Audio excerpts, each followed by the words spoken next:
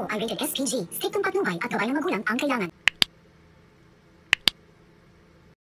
Binalita ni Margaret dito nga kay Tata na may masamang mangyari dito nga sa kanyang anak na si Francis dahil na rin sa pagiging isang kidney donor nito dito nga kay Naigwapa ay hindi nga kinaya nga ni Francis ang operasyon.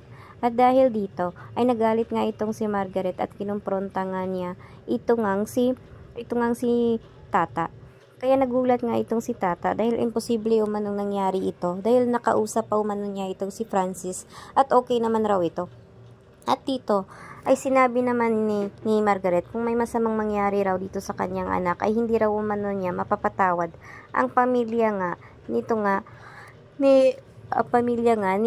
ni Tata.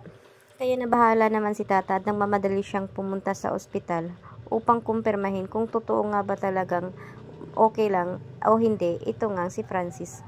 At dito ay makikita niya na nagsisinungaling lang pala ito nga si Margaret at wala namang nangyaring masama nga dito. Kaya naman natuwa naman ito nga si Tata dahil okay naman si Francis at malaking pasasalamat niya dahil sa wakas nga ay tagumpay ang naging operasyon at naging okay naman ito nga si Naigwapa. Kaya umuwi na nga sila at napatunayan nila na walang nangyaring masama dito kay Francis at buo ang kanyang pasasalamat dito kay Francis dahil umano sa pagkamabuting tao nito. At hindi umano niya ito makakalimutan habang buhay dahil sa malaki nga ang kanyang utang na loob kay Francis. Kung hindi dahil nga daw sa kanya ay baka mamatay na nga daw itong si Naigwapa. Kaya dahil dito ay lubos ang kanyang pasasalamat dito sa binata.